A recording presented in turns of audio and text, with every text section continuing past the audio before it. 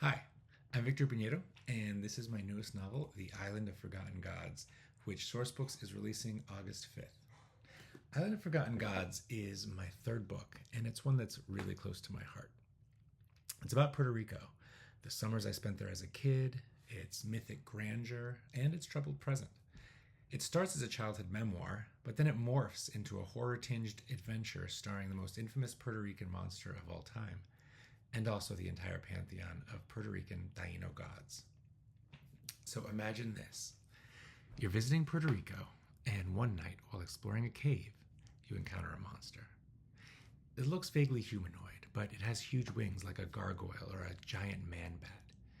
You describe it to your uncle, who says, "Oh, that was a chupacabra." "Impossible," you say. "The chupacabra looked like a dog. Everyone knows that." "No," he says. "The chupacabra was dog-like in the rest of Latin America. Puerto Ricans were the first to discover the chupacabra. We never described it as a dog. Here, we described him as an alien or a gargoyle, half man, half bat." Well, now you're getting nervous. But that's not all, he says.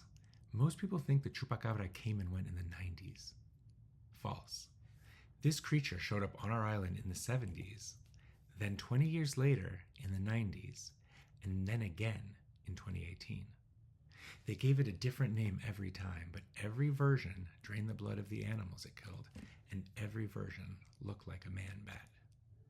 Now, your uncle says, leaning in closer, something that no one else seems to realize is that the creature also showed up hundreds, maybe thousands of years ago. The indigenous people of Puerto Rico, the Tainos, they spoke of bad people, and that's a mystery that's never been solved. So if you're intrigued, that incident kicks off the story. But overall, this book is a love letter to my favorite place on Earth. It's a page turner full of action, horror, suspense, but it's also a portrait of an island on the brink. It's about realizing that your childhood paradise has a complicated history and noticing the cracks in the paint for the first time. And it's about preserving a culture that's being threatened on all sides. But at its core, it's about monsters and forgotten gods.